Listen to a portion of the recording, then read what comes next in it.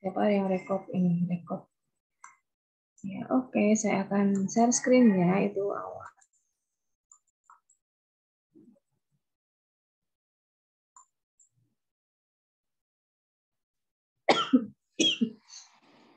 Sudah melihat ya? Ya, jadi kita harus terstruktur, sistematis, dan oportunistik, harus kita lucu gitu. Supaya pasien atau bayinya itu mau tenang. Nah, kita menyenda, ayo bercanda, kemudian pasiennya, bayinya itu semakin dekat dengan kita, sehingga pasien mau untuk diperiksa. Ya, beda dengan pasien yang sudah dewasa ya. Kalau pasien yang bayi kan kita harus mampu mendekati. Gitu. Selanjutnya, bayi lebih mudah jika bayi ngantuk.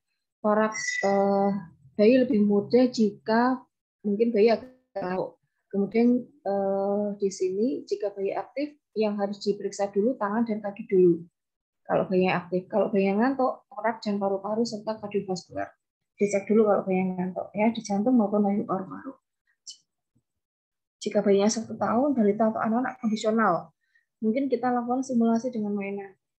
Mainan krek-krek atau apa. Jadi bayinya agak tenang, kita cek gitu ya. Itu contohnya. Kemudian apa aja yang disiapkan? Pen light. Itu pen light itu berarti pen yang bisa nyala ya sebagai baterai.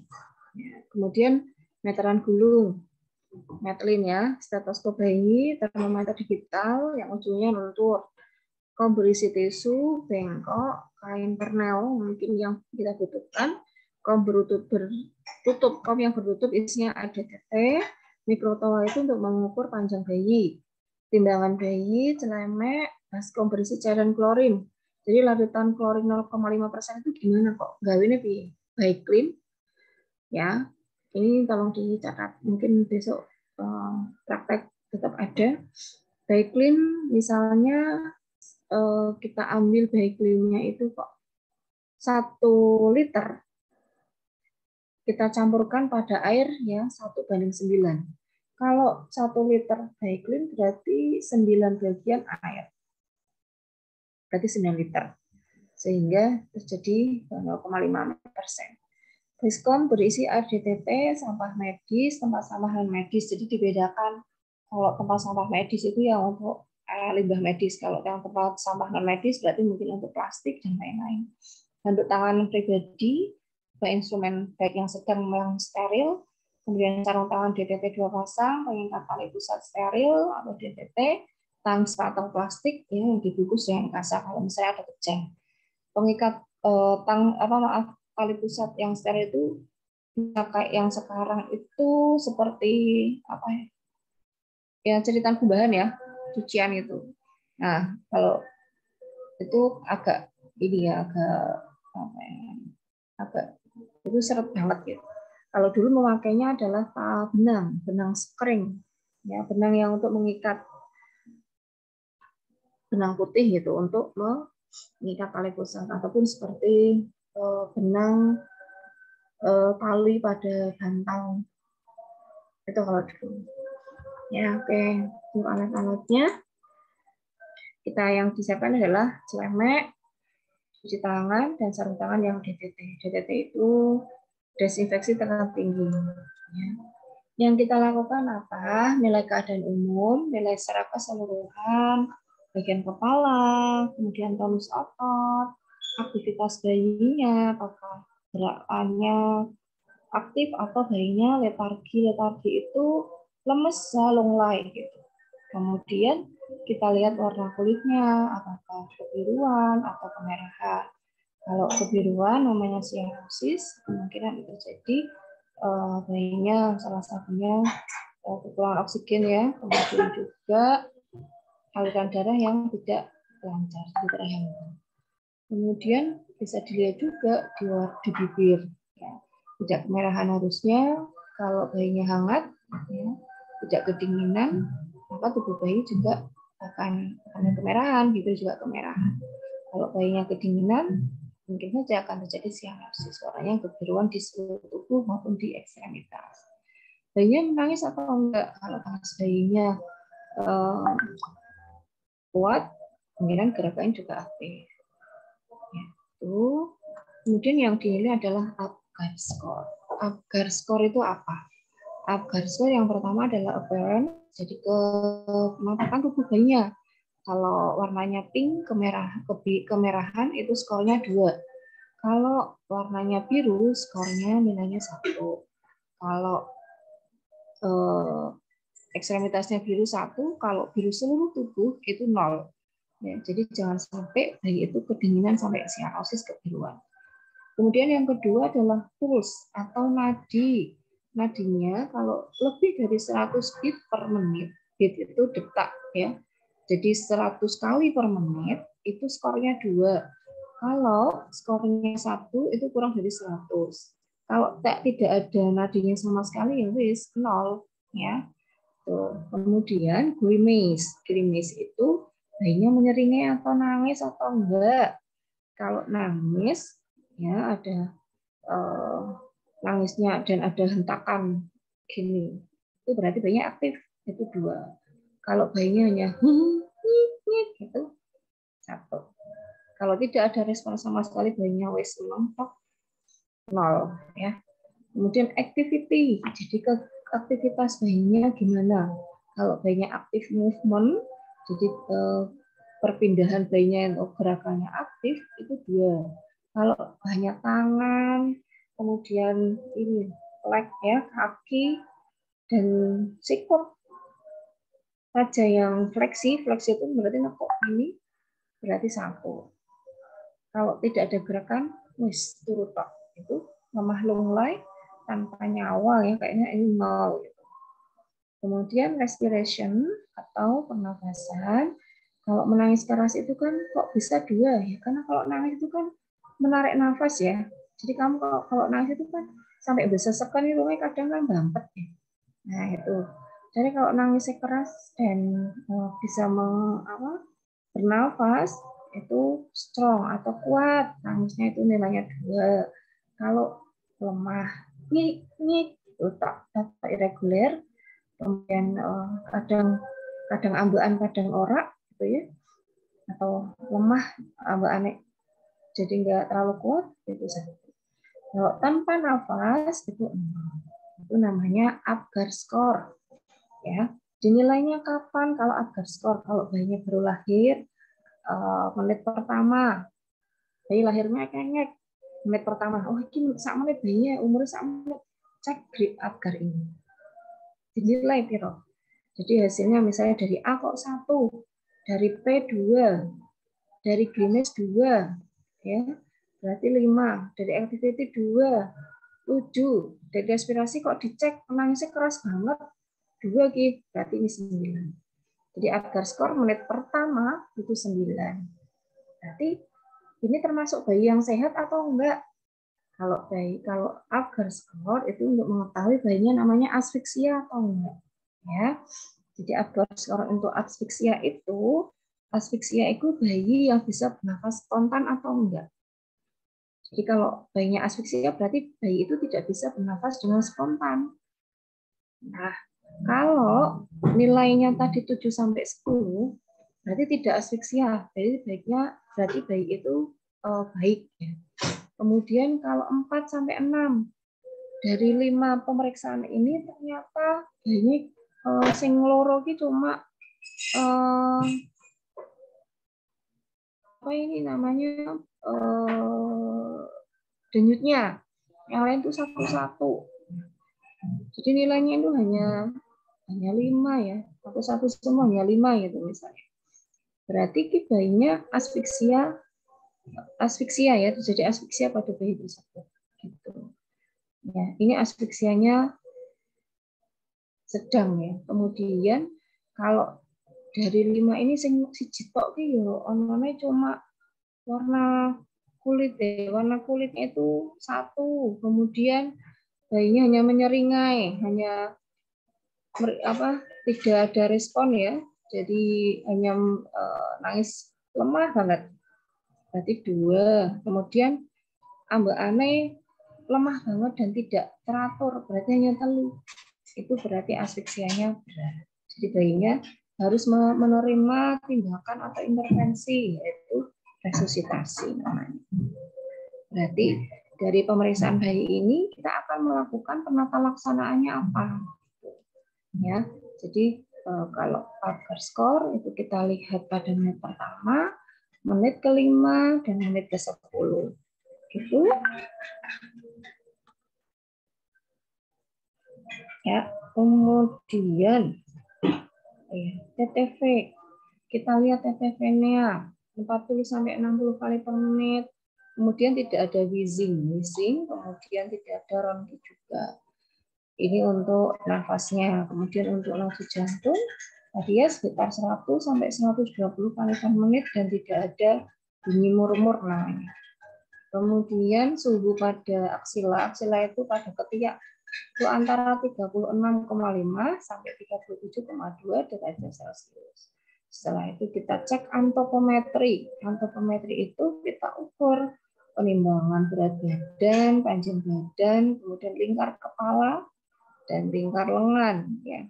Jadi apalagi bayi sekarang, bayinya misalnya berat badannya 4.000, panjangnya berapa? Apakah panjangnya hanya 40 atau 45? Itu menggunakan alat namanya Matlin. Kalau sudah besar atau menggunakan mikrotoa tadi, ya, itu untuk mengukur. Kemudian lingkar dada juga kita ukur, lingkar dada, lingkar kepala, lingkar lengan, ya.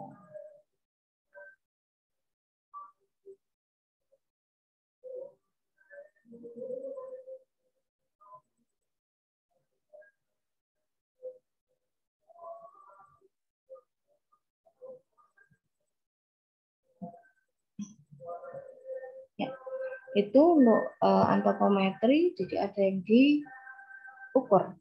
Kemudian pemeriksaan pada kepala, kita lihat ubun-ubunnya. Nek bayinya lahir itu biasanya ubun-ubunnya urung rapat, makanya jangan di mek atau jangan diraba pada kepalanya. Nanti kepalanya di sini yang masih lut gitu. Nah, itu namanya fontanel atau ubun-ubun. Sutura itu adalah jadi ada bayi kepala itu sebenarnya tulangnya belum menyatu. Jadi ada bagian-bagian tulang yang nempel. Suturanya di sini itu berarti himpitan atau antara dua tulang yang saling mau menyatu. Jadi sebelumnya itu ada suturanya. Sutura di sini namanya, ya, jadi di sini ada suturanya, kemudian di tengah, terus sampai ke belakang. Nah, kita lihat nanti pada saat ya, nanti kita lihat di kepala bayinya ini. Nanti jangan cari sendiri dulu. Kemudian penonjolan atau daerah cekung, misalnya bayinya lahir kok ono tonjolan. Bayinya kok ono tonjolannya ya lahir. Namanya ada kaput, succedaneum, dan sepal hematom.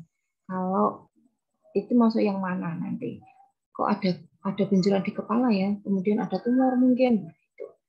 Kemudian lingkar kepala, jadi kita cek lingkar kepala di sini bayinya, mata ada buta Anda, strabismus, kemudian ada kotorannya enggak, telinga, kemudian ada gangguan pendengaran, makanya dicek dengan simulasi ataupun cek pada pendengaran bayi, dan hidung, mulut, langit-langit ada pembelahan enggak pada bibir, namanya pada langit-langit, misalnya kok sumbing, nah itu juga kita tulis.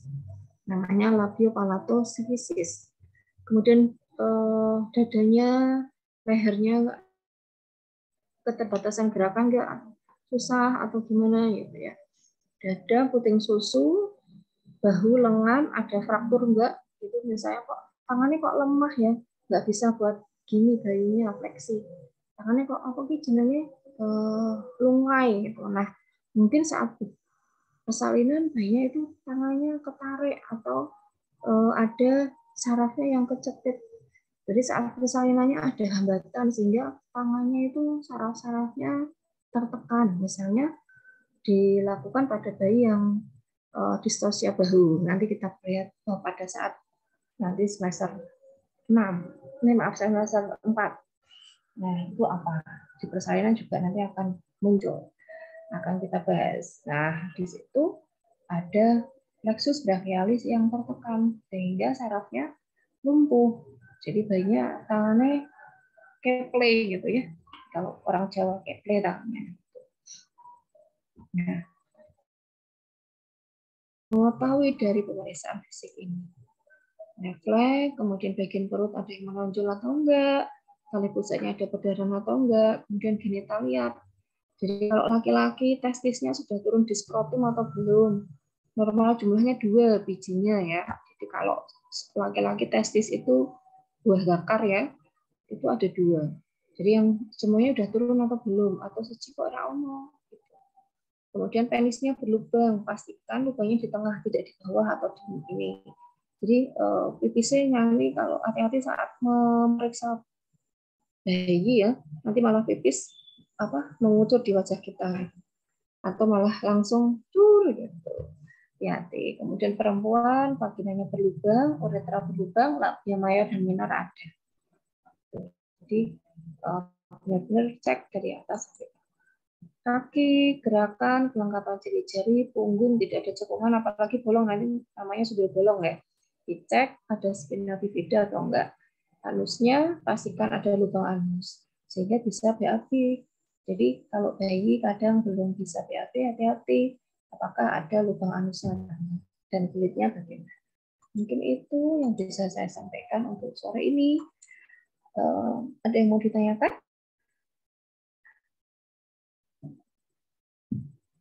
Nanti izin masuk, Ibu, izin bertanya. Iya sih. Bayi yang dimandikan itu setelah pemeriksaan agar skor menit pertama atau sebelumnya, Ibu? Oke, terima kasih sekali. Untuk pertanyaannya langsung saya jawab ya. Jadi, untuk Aswan bayi baru lahir, memandikan bayi itu setelah 6 jam. Ya, jangan sama dengan yang misalnya di rumah saat bayi lahir langsung dimandikan. Dalam aturan pada lahir memandikan bayi itu setelah bayi berusia 6 jam. Sebelumnya tidak boleh dimandikan. Hanya dilap aja, kemudian dipakai baju. Jadi untuk agar saya agar kedua menit pertama, menit kelima, dan menit ke-10. Itu kemudian dilakukan IMD. Menit pertama berarti setelah bayi dipotong tali pusatnya, dilakukan inisiasi menyusu dini. Bayinya ditengkurapkan di atas perut ibu untuk mendapatkan ASI. Paham ya? Jadi tidak boleh dimandikan sebelum usia 6 jam. Setelah bayi 1 menit, dipotong. Tadi di penilaian sepintas, underscore juga. Nah, itu dilakukan pemotongan tali pusat dan di tali ya. Tali pusatnya itu ditali, jangan lupa. Jadi setelah dipotong itu, ataupun pakai yang seperti cepitan cucian gitu ya, itu ada yang seperti itu mungkin yang udah pernah melihat, itu nanti yang tadi tilek Mbak Yuni Babara itu anaknya dideloi gitu ya, dideloi di tali pusatnya apakah dicepit seperti tali kumbahan atau pakai benang. Jadi dilihat di situ ada perdarahan atau enggak. Jangan sampai di tali pusatnya ada perdarahannya. Gitu. Kemudian diletakkan di dada ibu di perut. Bayi nanti akan mencari puting susu sendiri. Itu namanya inisiasi menyusu dini. Jangan disusul-susul kayak musuh enggak boleh. Jadi harus membiarkan bayinya dengan gerakannya. Itu salah satu cara untuk menilai refleksnya sehingga bayi itu mulai aktif untuk bergerak. Ya, dia akan seperti merangkak mencari puting sendiri. Kemudian nanti akan masuk. Kemudian dilakukan dalam waktu 30 sampai 1 jam. Setelah itu dilakukan pemeriksaan fisik, dikasih salep, disuntik, kemudian juga nanti akan disuntik vitamin K ya, dikasih salep mata supaya menghindari dari penyakit mata, namanya profilaksis namanya. Kemudian nanti setelah itu dicek panjangnya, berat badannya, lingkar kepala, lingkar dada. kemudian lingkar lengan atas. Ya, setelah itu disuntik lagi, nanti ada hepatitis, kemudian baru setelah 6 jam dilakukan pemandikan. Jadi tidak boleh dimandikan sebelum 6 jam. Mungkin itu jawaban dari saya. Ada lagi yang mau ditanyakan? Terima kasih, Ibu. Ya, sama-sama. Mungkin itu kita akan praktek untuk pemeriksaan fisik pada bayi baru lahir nanti pada hari Kamis ya. Ya, nanti dengan Bu Saida untuk checklist nanti akan saya berikan, misalnya kalau enggak nanti di HLT. Untuk ya, nanti saya kabari PJ gitu. Gitu lebih jelasnya. Kalau sudah tidak ada yang ditanyakan, saya simpulkan bahwa dalam teknik pemeriksaan fisik ada 4 cara. Yang pertama adalah inspeksi, yaitu melihat, jadi head to toe, head sampai kaki, head to toe. Kemudian palpasi dengan meraba, yang ketiga perkusi dengan mengetuk, yang keempat dengan auskultasi dengan mendengar. Itu cara pemeriksaan fisik. Oke. Begitu saja mungkin yang bisa saya sampaikan. Selanjutnya kita belajar semangat, jaga diri, jaga kesehatan, dimanapun Anda berada, jangan banyak jalan kemana-mana, karena virus sedang tinggi-tingginya juga ya. Ada Omikron, walaupun kita nggak tahu, di rumah sakit ataupun di puskesmas atau dimanapun, ya hati-hati. Ya, kemudian tugasnya itu belajar. Oke, itu mungkin yang bisa saya sampaikan. Kurang lebihnya sama maaf. Wabillahi taufiq wal hidayah. Wassalamualaikum warahmatullahi wabarakatuh. Waalaikumsalam warahmatullahi wabarakatuh. Terima kasih, Bu. Nah, saya izin untuk live ya. Facebook biasa di Google Drive. Jangan lupa mengisi absen dan oke, saya izin live. Semangat.